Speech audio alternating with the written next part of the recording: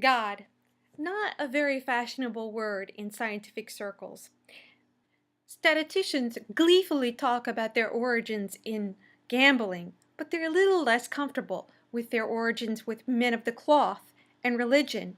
Modern mathematics' origin is tied to the Reformation and the religious wars. And even though it's not very fashionable to talk about, most of the people involved in the period in early statistics were in fact very interested in its implications for doctrine.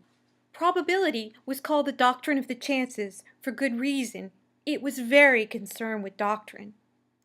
This is not to say that we're going to talk about religion here. Far from it.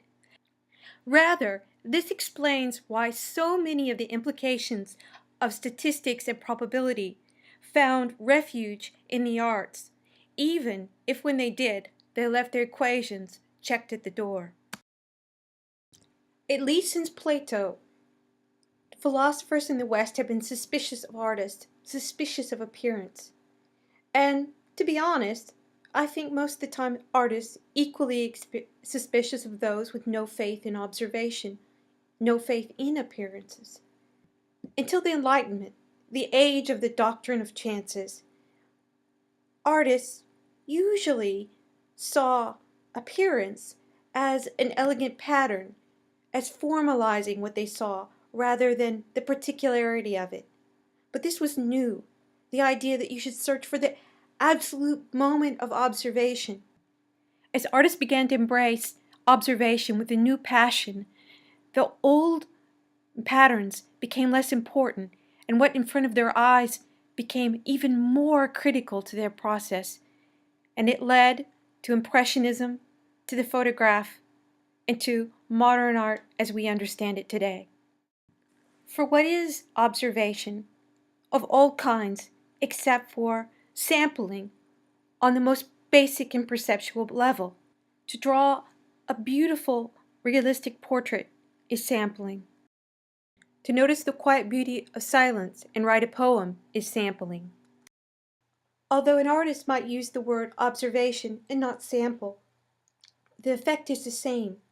And what's changed about the world is not what artists do, is that everyone does it, and that you do it right now. If you notice the wind, you're sampling. If you notice my voice, you're sampling. If you ignore it, you're sampling too. Observation is risky and random. Being alive is as risky and random as the coin toss. Why are you here now, today, instead of another day, another time?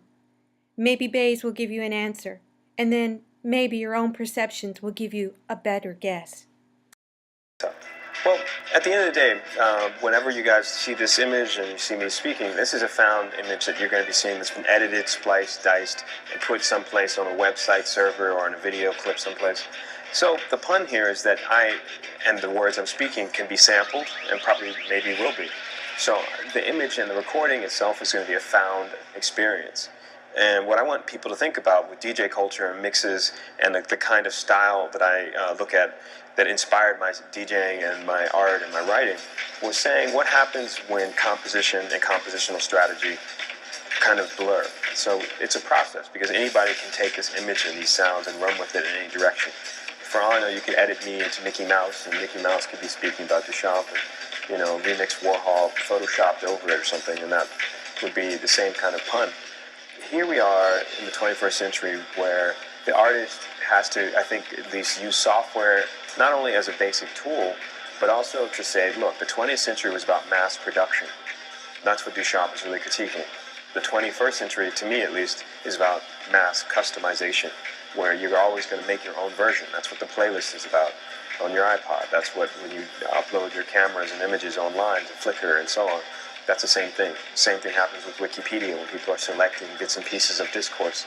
So it's become a kind of a vocabulary that many people are familiar with, and the DJ and artist are someone who navigates these kinds of informational terrain. So hopefully you guys out there in the world, hey, just keep that in mind, and that's what makes it all kind of spooky. There we go.